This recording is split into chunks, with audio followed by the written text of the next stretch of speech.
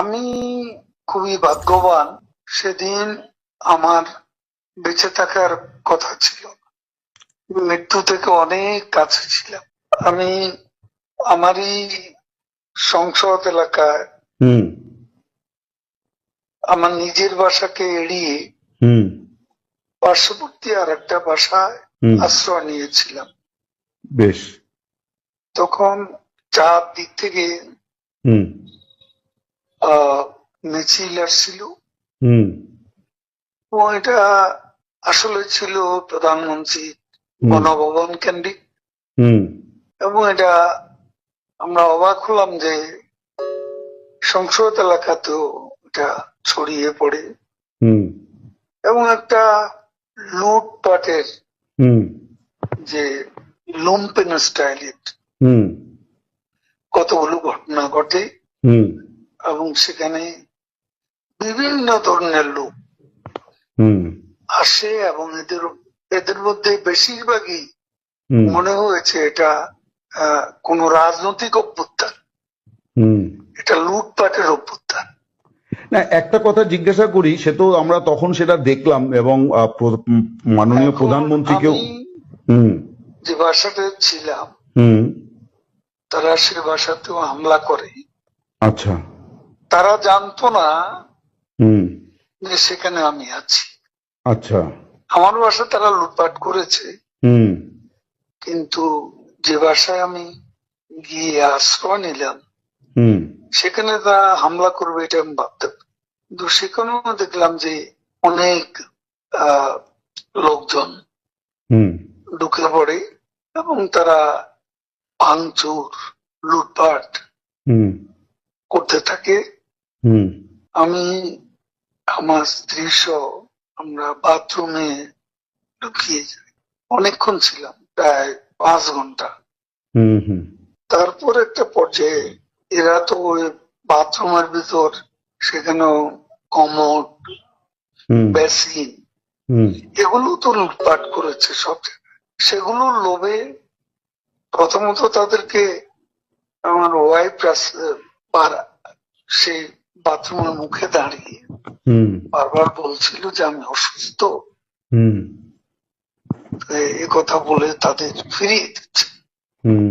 তো একটা পর্যায়ে তারা এই বাথরুমে যেগুলো আছে সেগুলো লুট করার জন্য জোরপূর্বক প্রবাসীর হুমকি দেয়। তো সে সময় আমার ওয়াইফ জিজ্ঞেস করে যে কি করবো, খুলে দাও যা হবে। তারপরে 7-8 জন ছেলে ঢুকলো, তার খুবই আক্রমণাত্মক দৃষ্টিভঙ্গি মনোভঙ্গি নিয়ে। তখন হঠাৎ তারা আমার দিকে তাকায়, আমার দিকে তাকিয়ে আপনি নেত্রী চলে গেল, আপনি জাননি কেন? আমি কিছু বলছিলাম। তারপরে ছেলেদের মধ্যে কি ভাবের উদয় হয়েছে জানি না, তারা আমাকে বলে আপনার ছবি তুলবো। তারপর আমার ছবি তুলতে শুরু করলো, সেলফি নিচ্ছিল, ছবি তুলছিল। এরা ছাত্ররা অনেকে আমাকে চেনে, তো কি কারণে তারা তখন আক্রমণাত্মক যে মনোভাবটা ছিল সেটা নিয়ে এসে শীতল হয়ে গেল। এরা ঠান্ডা মাজাজে তখন কথা বলছিল। এদের মধ্যে আবার এক পর্যায়ে একটা গ্রুপ তারা চেয়েছিল আমাকে রাস্তায় সেনাবাহিনী হাতে তুলে দিতে। কেউ কেউ আবার এটাও চেয়েছিল যে জনতার হাতে তুলে দিতে। এটা অবশ্যই তখন একটা মানসিক ভাবে ভেতরে ভেতরে ভেঙে পড়েছিলাম।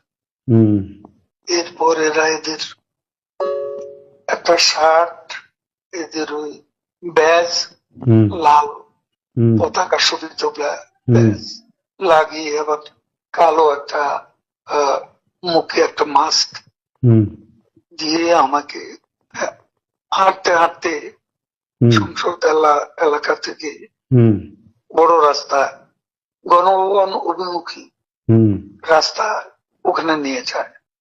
ওখানে নিয়ে হঠাৎ করে কোত্থেকে একটা ট্যাক্সি আসে, হুম একটা ইজি বাইক, হুম সেটা খালি ছিল, হুম ওখানে কোনো গাড়ি ঘোড়া কিছু ছিল না। হুম ওটা হঠাৎ করে কেন যেন এসে পড়ল, হুম হয়তো আমার ভাগ্য।